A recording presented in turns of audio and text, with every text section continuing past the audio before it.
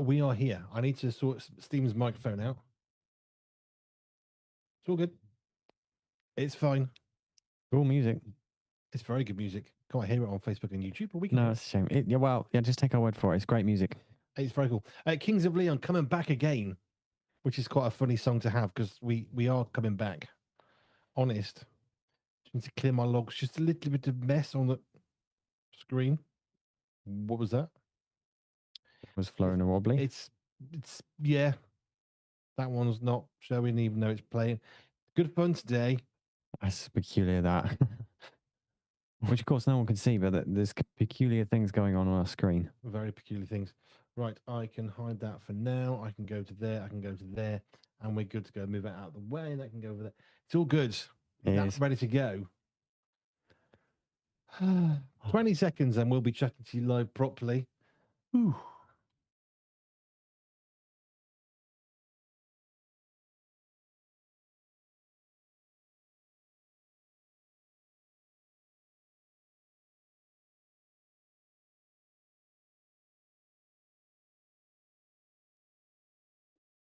I like the Kings of Leon.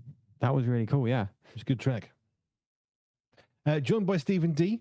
Hello. You've had a busy day today. I have indeed, yes. Starting with the breakfast show. And then you had to take Joe, or accompany Joe, into Hull to help a car get to a garage to get some tyres. You went for a tyre and you've got 3. Yeah, the maths didn't math there. Yeah, as value-added stuff goes, that wasn't, because it wasn't cheaper. If it was buy one, get 2 free, that would be good. But it was buy one, buy another, and by the way, the third one needs doing too. Yeah. But we like a legal, safe car. That's always a good thing. You know, it's a funny thing. Yeah, it's rather valuable. Just a tad. Yeah. Now, this is Live at 5 with myself, Andy B and Stephen D. We are here from 5 till 6 o'clock-ish, somewhere before then, every Friday. Yep. For a little bit of banter and all that kind of jazz. All that kind of jazz. What does that mean? I don't know. I thought it was just a cool phrase. Cool. Well, something. It's something, yeah. It's something. Now, we think about things that we are thankful for, and we talk about the news. We think about things that have gone on the radio and all that kind of stuff. So it's good. Yes. What's that? Checking me lighting looks weird. It's fine. It's all right. It's okay. You're throwing me off there. No, well, yeah. Do we start with things we're thankful for then? Yes. Yeah. Sorry, honest, my brain.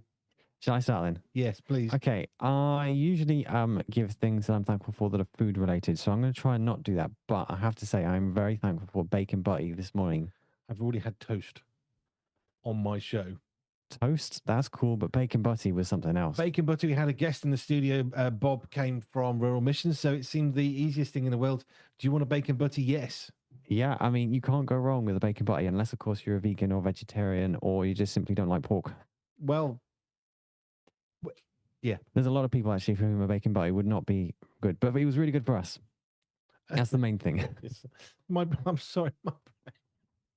My brain is here and elsewhere at the same time. You talk about multitasking. My brain is multitasking. It is geosynchronous at the moment. It's in lots of places at the same time. It's kind of like when the cloud is updating and syncing. It's kind of like that, isn't it? Pretty much. Files are there, but you need to back them up. And so that's what it is, isn't it? Yeah, that's about sums it up, to be honest. Now, we are here to talk about all sorts of things, including things we're thankful for. So, would you like to start us off on things we're thankful for? Did you hear Andy Godfrey's things to be thankful for? I heard... No, I didn't. No would have been a simple answer. Yeah. Welcome to our world. So, we got Andy Godfrey saying lost 2 pounds in weight is what he's thankful for. Cool. Well done, Andy Godfrey. Well done. Brilliant effort. Dan Rouse... He's like waxing lyrical today. He's just got all sorts of excitement going on. So, number 1, thankful for good friends helping make great connections. It's very satisfying. Yeah, it really is. We love doing that. If I can meet somebody and say, "Do you want to meet so and so?" I love it when it happens to me. So on the rare occasion I get to do it, it's great. Someone said, "Oh, I didn't Andy B the other day. I introduced someone to someone else." Apparently, that's an Andy B. Yeah, that's always cool. Andy B seems to mean different things on different days of the week. That's just in my brain. Doubly thankful goes on down that I've cleared a few big pieces of work this week to make the to-do list a bit happier. That's always good. I like the fact his to-do list now has a character. His to-do list can be sad or happy. Oh, I have visions. That's quite impressive. I have visions of a to-do list with smiley faces. You could have like an app or something where it smiles when it's got. I've got a design idea. If you take a set of kitchen scales, the proper old-fashioned ones, where there's a thing that goes down and it moves a little dial, okay, you could have it so that it shows you a happy face when it's empty.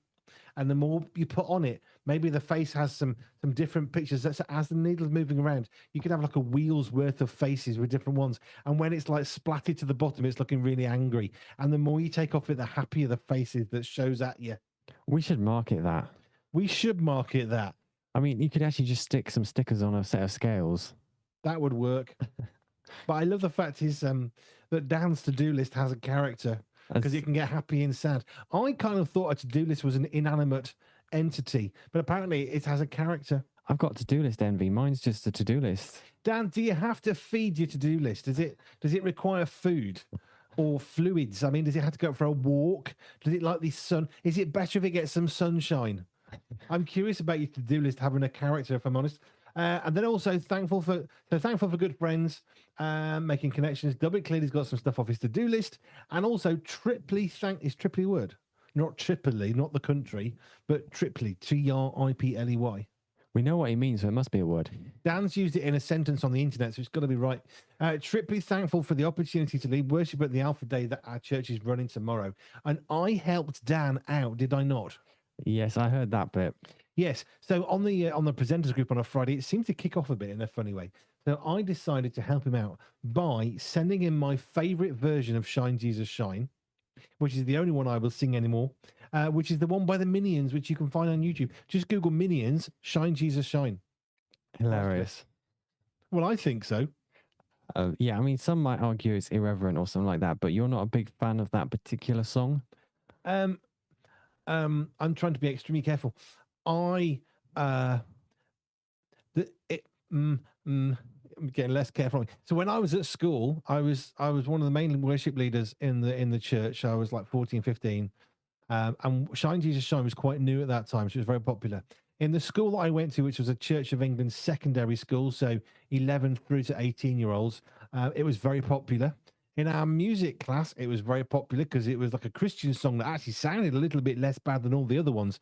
So it got played a lot. And the problem is because I could play it so well, I got to play it a lot. And here's the thing. It might have been a good song.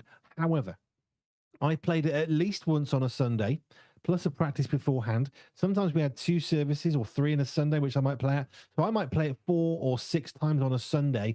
Then there's the practice on the Thursday. People loved singing it. So we might practice it 2 or 3 or 4 times. And then there was a school assembly. So you might sing it once or twice during the week. And then there was the music class. So I think at one point I was verging on 15 times singing the same song in the same week. By which point I just couldn't stand it anymore. But surely it's more... It's no reflection on the song. It's just... I had to play it too many times. But I'm thinking like musicians, like if for instance, my favorite band Skillet, they must perform their biggest song Monster loads and loads of times, but they might not get bored of it. Yes, but they probably don't play it 15 times a week. Possibly not, but they do play it a lot. Every week. For 4 years. I'm just wondering if maybe you don't like the song in addition to having played it a lot. Oh, sorry. And then there's the Christian Union, which I also play keyboard at. So I used to do it at the Christian Union too. So there's another 2. That's quite a few times. That could get old. And then we might have a youth session where they wanted to sing it. I literally was getting up to 15, maybe even 16 times a week with the same song. And at that point, it just becomes the kind of thing that makes you twitch. Unless the Minions sing it. They just made it all better.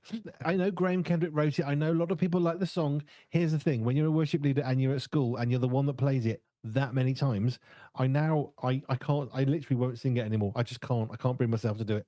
Not a joke, not an extreme thing. I cannot sing that song anymore. Fair enough. No comment on the song. I know a lot of people like it. That's fine. I don't like or dislike. I just get a weird twitch when I hear it play. Okay, we're moving on then. Things we're thankful for. I started with bacon butty. I'm really thankful for that. It's a good way. I actually made my bacon butty better without using more bacon. Do you know what I did? I got Peter to make me a fried egg. Fried egg, yeah. Peter does a perfect fried egg. He does. There's no hint of brown. You know, when you cook an egg too much, it goes a bit brown and hard on the bottom. Little lines of it. It's none of that. Not with Peter. I don't know how he does it. It's just they're phenomenal. They are. I find that you can add cheese to a bacon bite, and that takes it to a whole other level. Yes. Now, I had ravioli on toast. I was chatting the other day. Did you hear the interview? I know because you're busy. You don't have to hear everything I do. I was chatting to Brian from Starfish Alliance. Oh, yes. I heard all of that interview, actually. You heard all that one. Okay. It was a great interview, by the way. I was chatting with Brian, lovely chap from the States. He's been in the UK, having come to Wales and lived there for quite a long time. So he's very much, in the British mindset now, 10, 15 years in. But he was talking about having beans on toast and thinking, what an utterly weird thing to do. And there was a moment in the interview where he was talking about being at a Sunday night gathering or something with a bunch of folk, and everyone brought their favorite takeout meal, whether a Chinese or an Indian meal or whatever. They'd bring it or they'd have this mashed kind of table stuff. The person hosting had beans on toast. And they came with their beans on toast and plated it on the plate. And what I loved was he said everybody had these amazing, amazing meals they just bought in, and everyone was just looking longingly at the beans on toast. And when he went to the US and had beans on toast, they're not the same. His family thought they were slightly mad. But now he likes beans on toast with jacket potato and cheese.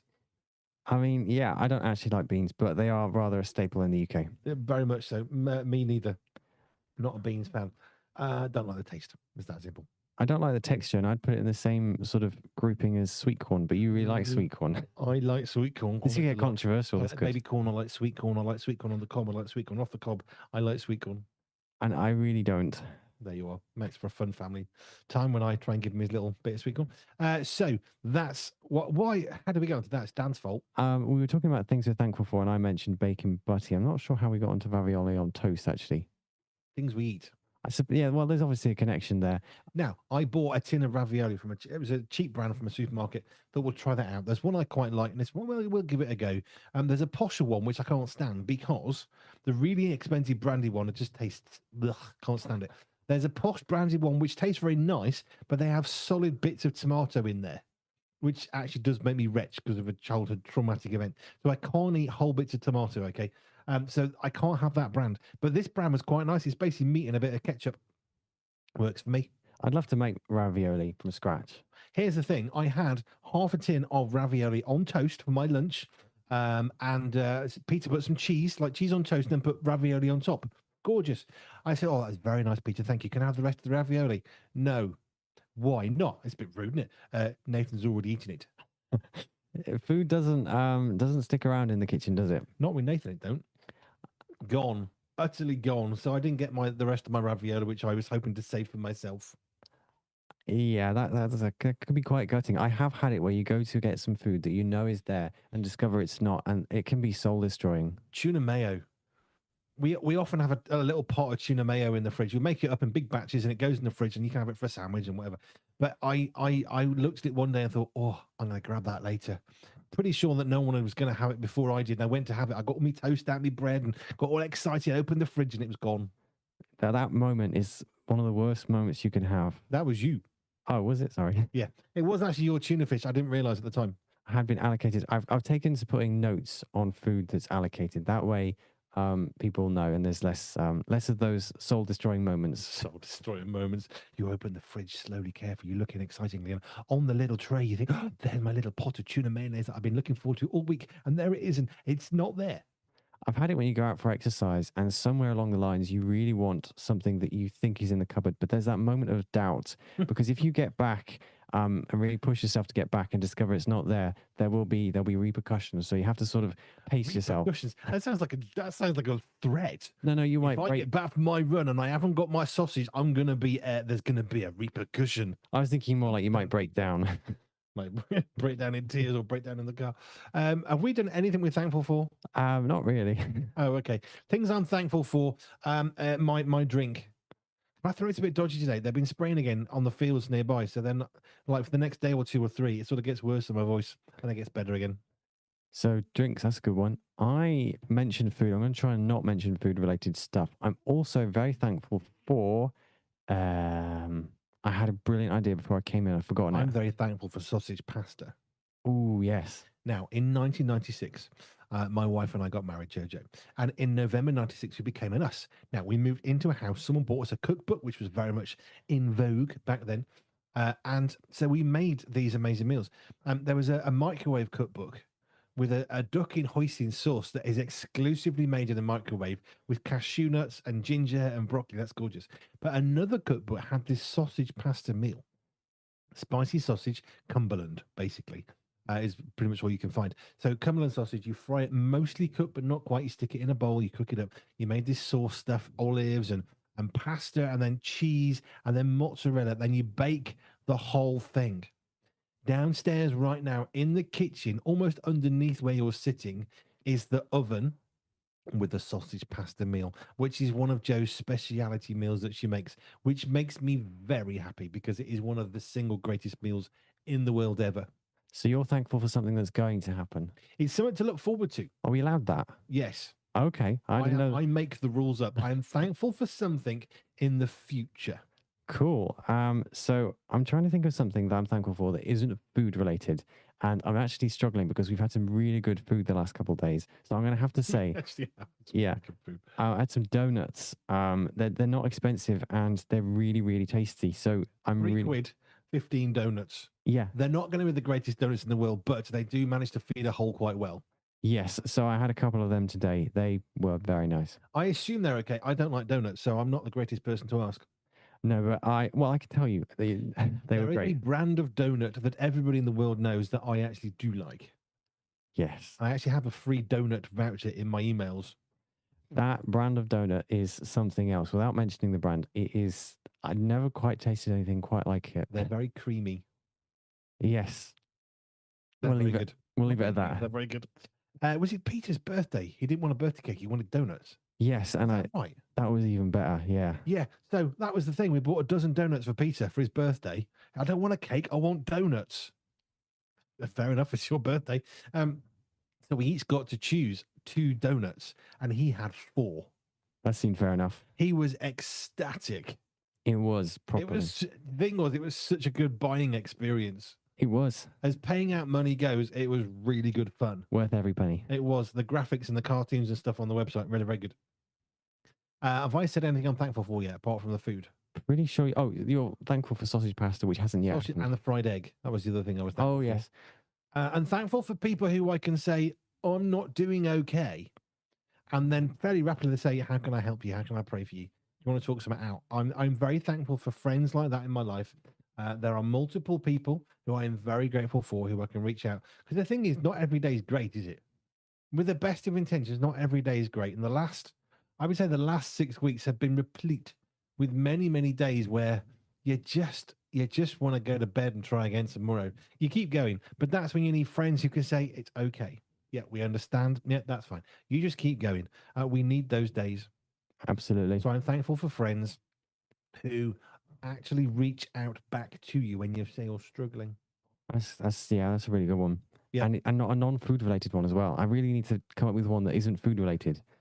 Let me think. Oh, I got one. I'm thankful for the money to buy food. I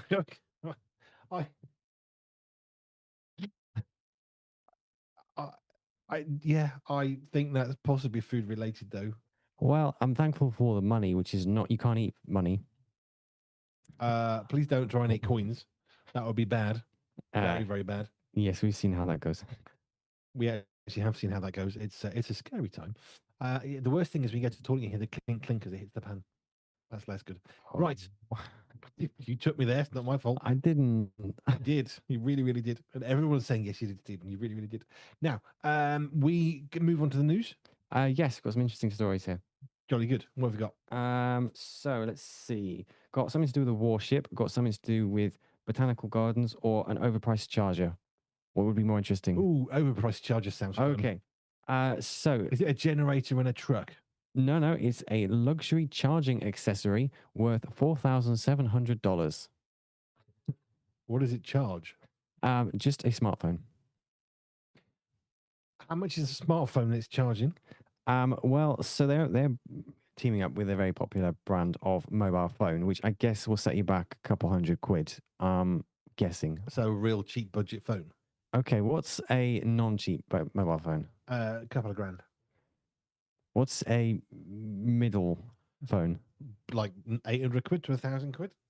I don't know. I always buy the most cheap mobile phone that I can get at the time. So Me too. I'm not the greatest person. Okay, so whatever it is, it's Mobile phone prices UK most expensive. I'm curious now how much you can spend on a phone. 2,000 quid apparently. 2149, 2098. It's one of them flip things. The screen folds and apparently it doesn't break. well like about a normal phone. Okay, so not most expensive, middle range. There we go. Oh, didn't like it. Between £300 and £700 is the middle of the range. Okay, so we're talking about a charger that is 4 times that. And then budget phones, 60. Wow. That's a fairly basic phone, but for 60 quid you can get a phone. Yeah, that's phones are expensive, aren't they? Very expensive.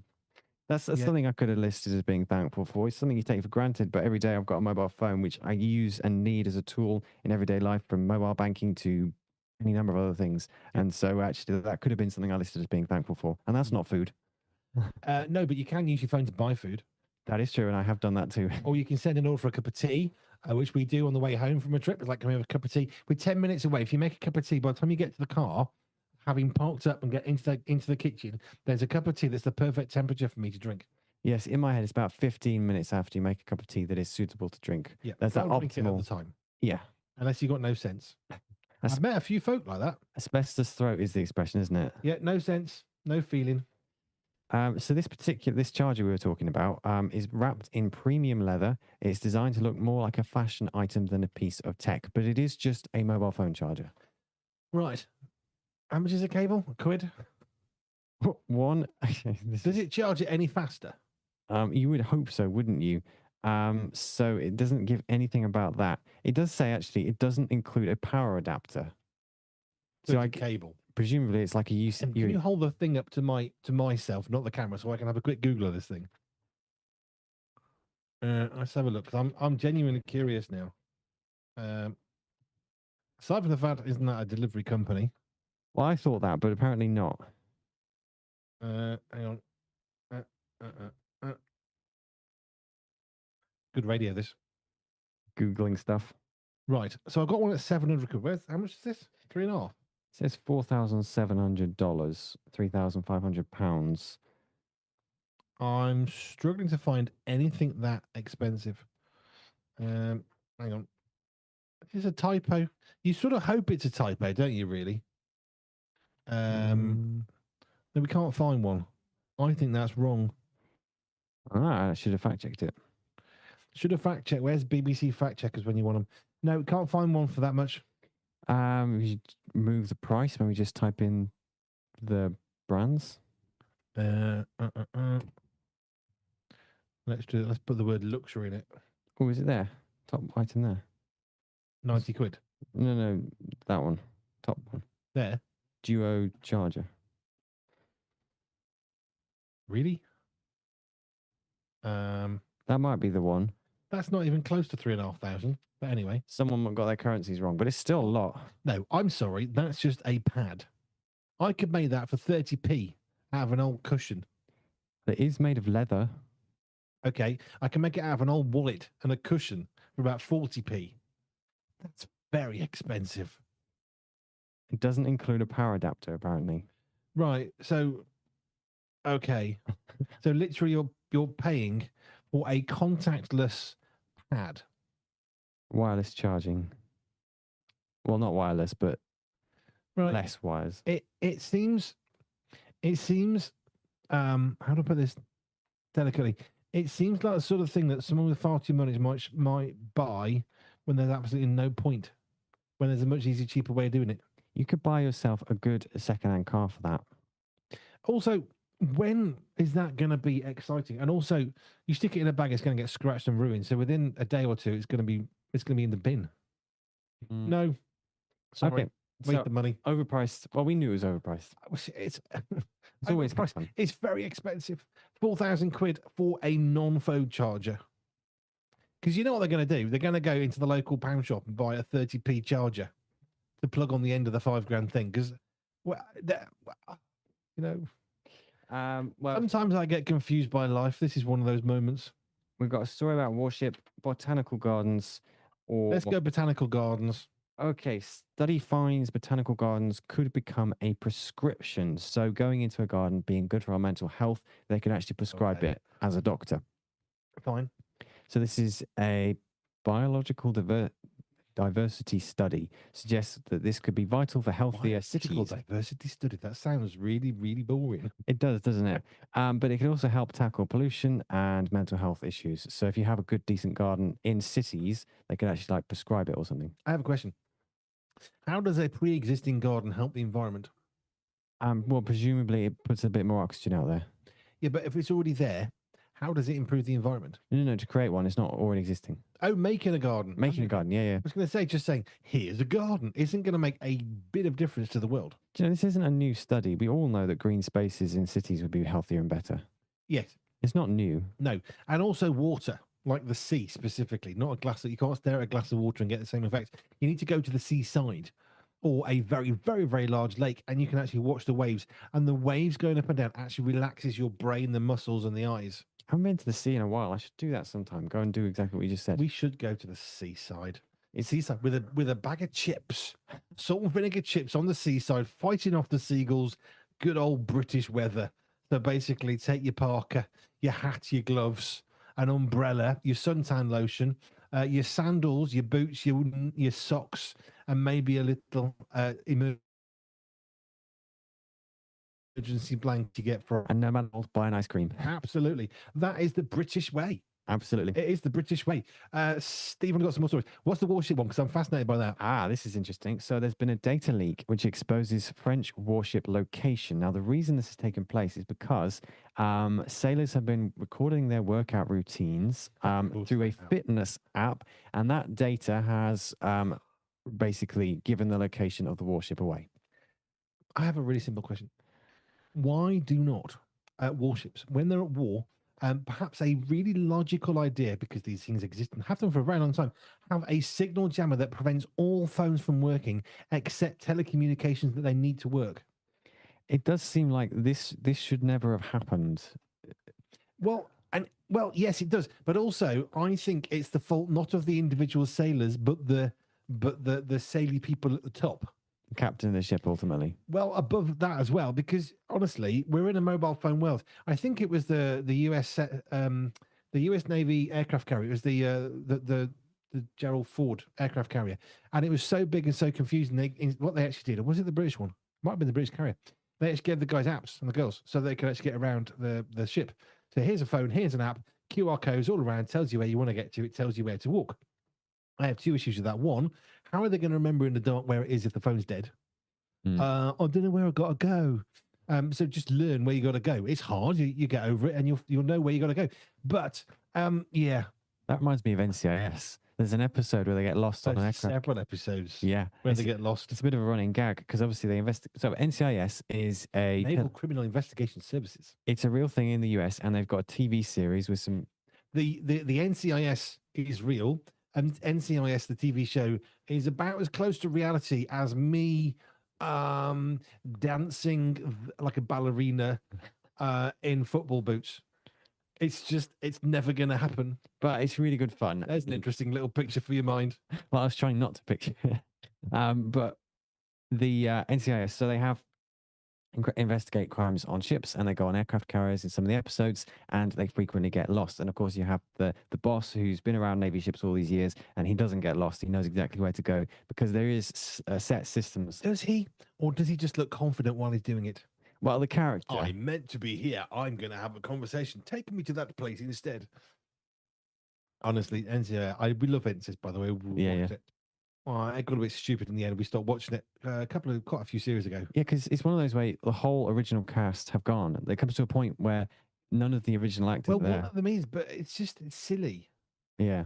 I'm not going to do a critique of NCIS, but when Gibbs goes off to Canada, and that's it, that's the last episode. We're going to watch it. We're watching it again. I'm going to stop at that episode because everything after that, boring, rubbish, nonsense. Don't want to watch it. Well, there are a few characters leaving. It's like when James Bond dies. No, I don't want to watch James Bond ever again. He's dead.